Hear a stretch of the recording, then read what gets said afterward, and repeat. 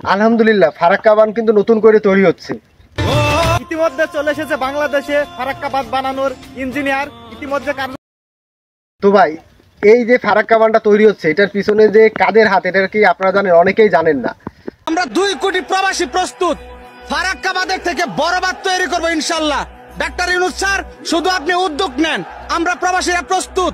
আমি বিশেষ করে কথাগুলো যেগুলো বলবো সেটা হচ্ছে প্রবাসীদের নিয়ে।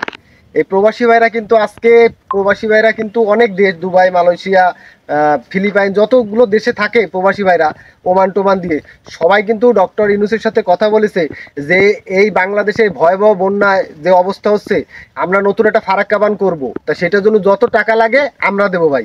এই কথাগুলো ভাই মিথ্যা না, এই কথাগুলো কিন্তু ভাইরাল হয়েছে, আপনারা দেখছেন, অনেকে দেখেন নাই। তো ভাই আমি বিশেষ করে বলবো যে ডক্টর ইউনূস তাদের সাথে কিন্তু মিলেমিশে তারও কিছু অনুদানে কিন্তু ফারাক্কা বাঁধের কাজ কিন্তু চলতেছে। আর ডক্টর ইউনূস আরও যেটা করছে প্রবাসীদের জন্য যেটা সুযোগ সুবিধা, ভাই এইটা যদি ডক্টর ইউনূস না আসতো তাহলে কখনোই এই দেশে হইতো না ভাই। কারণ কি দেখেন, প্রবাসী ভাইরা যদি আগে প্রবাসে মারা যাইতো তাহলে কিন্তু তাদের লাশ বাংলাদেশে যেখানে বাড়ি সেখানে নিতে কিন্তু প্রচুর টাকা লাগতো, আগে সরকার নিত।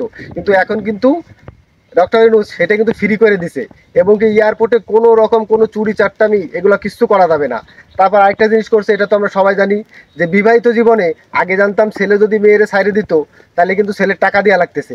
এখানে কিন্তু এখন ডক্টর ইউনূস এই আইনটা করছে যে মেয়েও যদি ছেলেকে সাইডে দেয় তো মেয়েরও সেম সেই একই টাকা দেওয়া লাগবে।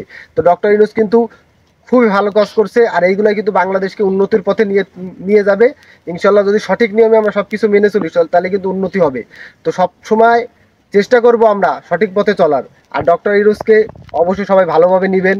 অনেকেই খারাপ চোখে নিচ্ছে, অনেকে অনেক রকম কমেন্ট করতেছেন ভাই, তার সম্পর্কে জানেন। আমি কিছু ছবি এখানে দিছি, দেখেন এই ছবিগুলো দেখেন, কত দেশের মন্ত্রী, ভালো ভালো মানুষের সাথে ডক্টর ইউনূসের হাত আছে। তো ডক্টর ইউনূস যখন আমাদের দেশের প্রধানমন্ত্রী হয়েছে আর তেমন একটা মানুষের সাথে এত দেশের হাত, তো বাংলাদেশের কিন্তু খুব ভালোই হবে। বাংলাদেশ কিন্তু একটা শক্তিশালী হয়ে গেছে। আর আমরা চাই সবসময় বাংলা